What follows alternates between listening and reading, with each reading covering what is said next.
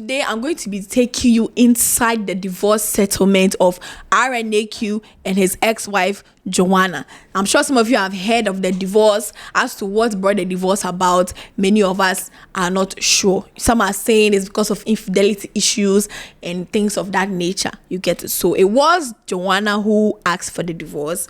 But then again, divorce, when it comes to divorce, it's the court that has to settle everything. You can make your demands and ask for what you want, but at the end of the day, it's what the court will give you that you accept. So Rihanna, we're going to deep dive into it. The first thing, we're going to look at what Joana asked for in the divorce settlement, and then we're going to look at what the court awarded her. So a little bit about this entire issue. Joana Quay, the ex-wife of businessman Richard Niyama Quay, who is RNAQ, has appealed a court ruling offering her 300,000 Ghana cedis and other reliefs on ground for inadequate divorce settlement. So right now, that's what she's saying. She asked for a lot of things.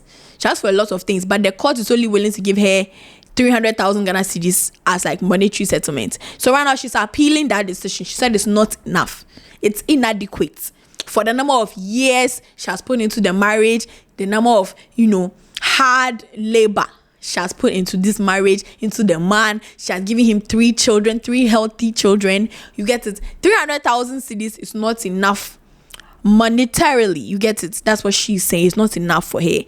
So she's appealing. Now, let's look at everything she asked for in the divorce. First thing she asked for is that a divorce decree in favor of her dissolving the parties' marriage celebrated on 4th December 2010. So she's asking for full dissolution of the marriage. You get it? That was the first thing. Now, the second thing is that they should award her custody of their 3 children and then grant reasonable access to the man, which is RNAQ. So she wants custody of the kids. She wants the kids to be hers 100%, but he can come and visit. They can award him certain privileges or rights or access. Kwakrani said those are her children. That's what she wanted from the court. Now, she also asked that the court will make him responsible for the payment of school fees and other educational expenses for the children. Also, maintenance in favor of the children thereafter, such as periodic payments, as the honorable court may deem just. You get it? So, all medical bills, all school fees, all books, clothing, everything that has to do with the kids, he has to pay for, right? That's what she's asking. Now, she also asked for a lump sum of 50 million Ghana cedis. So that's also what she asked for. She also asked that an order be directed to pay her maintenance, as well as arrears of maintenance and or housekeeping monies from April 2021. So all monies that were owed to her, money for maintenance, everything of that sort, should also be collected for her through the divorce settlement. Yes.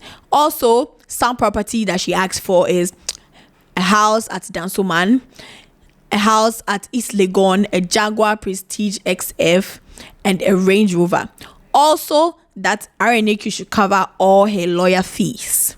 So this is everything that she asked for from the court. Now, this is what the court granted her. They granted her marriage dissolution. So they say, as of now, okay, we are going to divorce you guys. We are dissolving the marriage. You guys are no longer man and wife. You are now your person. He's now his person. They also granted her custody of the children. So she has full custody of all 3 kids. But then her husband or ex-husband was granted reasonable access, including fortnight weekends, which is every 2 weeks, and shared custody during school vacation. So half with her, half with their father. The court also directed RNAQ, which is her ex-husband, to pay all school fees and educational fees, cover health and medical bills, as well as pay 5,000 cedis monthly for the children's maintenance. So that's what they gave her. Now, they did also give her a third of a house in Dansoman, specifically 3 bedrooms with access to shared facilities like the kitchen, sitting room, etc. Also, the third that was allocated should be 3 bedrooms in a building with access to the use of the common facilities such as sitting room, kitchen, store, and all the other rooms, which were described as making up 2/3 that are hereby settled on the respondent. The respondent being RNAQ. 2 vehicles, including a Jaguar XF 2010 model, which by the court documents had earlier been delivered to Joana and affirmed, and a Jaguar Prestige XF 2018 model. So 2 Jaguar Prestige XF cars. And then the final thing the court awarded her was the 300 Ghana cedis as financial relief, and also awarded her 10,000 Ghana cedis as legal cost. So that's for her lawyer fees and everything that has to do with any legal fees she might have paid throughout the divorce settlement. So let me know what you guys personally think. Do you think that her demands were too ridiculous and whatever she got is enough? Or you feel like she should get both houses, all the cars, and still get a 50 million Ghana cedis? Personally, I feel like this is just another cautionary tale. I'm sure she was thinking, okay, this man that I'm with, he's well to do. You get it? Right now, we are getting divorced because of his actions. Because nowhere does it say that it's because of Joanna's actions that they are getting divorced. From what we know, it was RNAQ that did this and that made Joanna ask for the divorce. So I'm sure in her mind, she's thinking, yeah, he did this, he did that. So whatever it is I'm going to ask for, I need to get. I've spent years with this man. I've given him 3 beautiful children. I've supported him. Now, she wasn't also just a wife, in case you guys don't know. So apart from her being his wife, Joanna was also a co-founder, shareholder, and director of Quick Credit Microfinance Company Limited, which is now Bills, which we all know is owned by RNAQ. You get it? So she wasn't just a wife. She was also his business partner. Now, you guys should just think about this. She was performing wifely duties, taking care of the kids. I'm sure she was supporting in other areas. She was also working with this man. You get it? She was working in the workforce. And after all of that, after all the years that she can never get back, all the children that she has produced, her body has probably changed and changed and changed. She can never get her old body back when she first married him. Now, people want to give her 300,000 Ghana cedis when she initially asked for 50 million. And come with the moment, the 1 million in way. Who say it's even in the millions. 300,000, and that's not even 1/10 of what she asked for. And that's what she's getting. It's a cautionary tale. People should stop thinking, oh, if he's rich in Kwadia, it's enough. Are you going to be okay with divorcing this man and not getting the settlement that you want to get? And all those years of your life is just gone. You can never get it back. Is that something you are willing to deal with? Or you also want to be delusional? So want to be delusional that, oh, as long as he's rich, it's okay. That is not the only thing. Men have proved time and time again that it cannot be trusted. Because why would you go and do something behind your wife? Like your wife of years. Somebody that works with you, probably gives you business advice, gives you sound advice. She also takes care of the home, takes care of your 3 children. For you to be able to even go out and make that money and do all your business and travel. When you travel, you know that you have a wife at home. You decide to throw all of that away. And on top of that, you don't even want to settle her well. So the point where she has to appeal the settlement, which is going to equal more legal fees, just dragging this thing out. If you know that you don't want this to be you, be careful. Be careful. Me, I'll say don't marry at all. But you people must when you're day. Marriage, I don't know what people are collecting in the marriage. Be by yourself. If she was by herself, she will not have 3 children. She will not be going through this. She will be minding her business. Because if she can be a co-founder and director, that means she's also a very, very smart woman.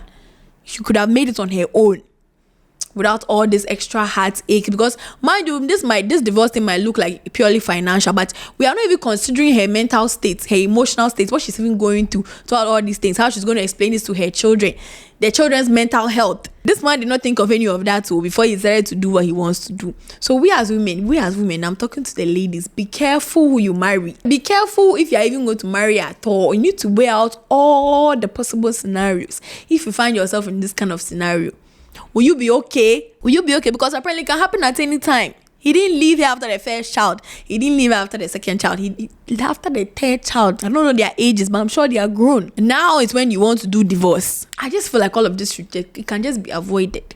A rich man is not going to save you from this public embarrassment. Now your matter is out there. Everybody's talking about it on TikTok. People are sharing their comments. We'll be out to now why your TikTok video. People are commenting. Over 1,736 comments under the video. One who judge now the millionaire Richard Niyama in a divorce case. No, you see, one major pronouncement be am person when you what you think about it, because I get 15 million Ghana cedis no ban pen one farmer no man 300,000 new Ghana cedis. Emum cars near dying or ban pen now one farmer no. This is a big lesson to what a man and mema mon worry and a man and mema more worry dada. Because when you say before case we bano, na Supreme Court of Canada say ejapade bia oba ne kunu beye ne nyina na e by force marital property nti oba betumi aye ne japade a wonka ho be ma so betumi aye ne japade a wonka ho na Supreme Court na so kan say aka say no contribution no chop nti oba awawe mu na say wo de ejapade no kwa ya na wantumi improve say contribution kan wa ma chop it. And I'm really loving this video that this woman made because she's making some very strong points. First thing, have a prenup. The prenup there is for a reason. Prenuptial agreement is there for a reason. Don't go and enter marriage without any kind of paper saying that, okay, if this and this goes down, this is what I'm getting. If this and this goes down, this is what I'm getting. Don't be sitting there without your own property outside of the marriage. You need to have your own life outside of that marriage so that if that marriage crumbles today, you'll be okay. You're not being in court fighting for settlement. You'll be okay because you've made your own life. You have your own life outside of your husband. Your marriage should not be your full life. You get it? Also, she's saying here now, if you didn't contribute to that man's success in any tangible way, the court cannot rule in your favor. What is the proof? You can say that you stayed home with the kids so that he can go and make it. You were cooking for him every 5 a.m. so that he can, have the energy to be going for the meetings. One time he was broke, you gave him money. If you don't have physical proof of those things, the day you are getting divorced, none of that is going to be counted because you're just going to be hearsay. It's going to be your word against it. You can say, yes, you did it. You can say you did it. Where is the proof? No proof. Therefore, all that contribution is highly relevant in the court of law. All of these things, the people don't know. If you don't have any tangible proof that you really helped that man build his success, because we all know RNAQ. This man's birthday blew Ghana out of the water. You get it? Everybody was talking about it. It was the talk of the town, talk of the nation. This is somebody who has means. He's a man of means. But look, he's dragging his ex-wife in the court because he doesn't want to settle her properly. Just because he's rich does not mean he's just going to give you all of his fortune because you are leaving him. No, he's not going to do that. He's not going to do that. So be careful. Protect your interests. Just in case something like this should go down, because you never know. Most of these things, if somebody told Joanna a couple of years ago that she'll be facing this, she probably won't believe. She will not believe. Most people don't go through these things. They don't see it coming. They don't see it coming. And their mistake is thinking that, it's going to go smoothly because, he knows that this is what I deserve. It doesn't work that way. He has lawyers who will be advising him. Just because you think you deserve it does not mean that that's what the court is going to grant you. And you have no power. If the court says this is what it's going to be. And personally, I'm very happy when things like this come out because it kind of peels back the veil, the illusion of marriage. Because that's all we see on social media is the glitz and the glamour of the marriage. And a more wedding, and a wedding dress, and a bema new soon or I'll no soon, and they're in love, and a honeymoon. You see, that fantasy kind of shows you from the reality of things. So these things, these issues, when they come up, it kind of brings our mind back to reality. It pulls you from cloud 9 to the ground for you to see the realities of things. Because if you get to divorce, the man that you are marrying right now is not going to be the same man you'll be dealing with in the divorce. No, I don't bet they more thing. Don't think he's just going to let it go because you think that he's telling you that he loves you. He cannot love you more than he loves himself. When that time comes, he's going to protect his interests. You need to protect yours. Women, we are so easily deluded by love. So easily deluded. Now my love. My husband. In the blink of an eye, you can be divorced. You have nothing to show for that marriage. Now you are struggling to divorce. You don't know. If you're back on your 1 bedroom with shared amenities, how are you going to split that with your ex-husband? What kind of life is that even? If you would say it's marriage property, see it's not marital property. If you can't provide evidence to show, say when they see they can't give it to you. It's stressful. If you think you're going to go into marriage, be wise about it. Have your lawyers, have your ducks in a row. In this agreement, this and that. Prenup, signed. If he cheats, this is what I'm getting. If I break up with him because of infidelity, this is what I'm getting. Once it's on the paper, even the courts cannot fight against it. So in as much as people want to be in love, also think. Use your brain. Especially when it comes to these affluent men. If you're marrying a man who has nothing and you even end up getting something, he might take your property. That's something most people don't talk about enough, because when it comes to marriage, everybody's thinking the Cinderella story. Most women are even happy that a man has chosen to marry them. They don't realize what they are going to contribute to that man's success. They don't realize it. Most successful men, it's their wives that help them get to where they were. If they did not have that kind of wife, they probably wouldn't be as successful. But because it's not physical, there's no physical proof or evidence, This man can take that success and later down you, and you have nothing to show for it. So if people say you don't want to hear and by force marry and person will marry, protect your assets. If you are somebody who already has means before marrying, protect your assets from that man. Separate your property. Yes, you can be doing the love, but have sense. Have lawyers who are going to advise you. If he's a man of means, protect your interests. Whatever it is you're contributing to his life, have evidence, have proof. Be talking to your lawyers. So you don't end up like Joanna. Right now, she's stressing. She's definitely stressing. You get it? She's stressing and you don't need to be in that situation. So I feel like when things like this happen, let's put our ears to the ground. Let's really look at things so that we'll know how to strategize our lives. If you will by force marry Joanna, you want to marry, you know how to protect yourself. So that's my personal opinion. Let me know what you guys think about this whole thing. I'll see you guys in the next video. This has been What They Go, and you guys already know. If you don't know by now, I don't know what to tell you. Make sure to like, comment, subscribe, share it to your friends. Let me hear what you have to say, and I'll see you guys in the next video.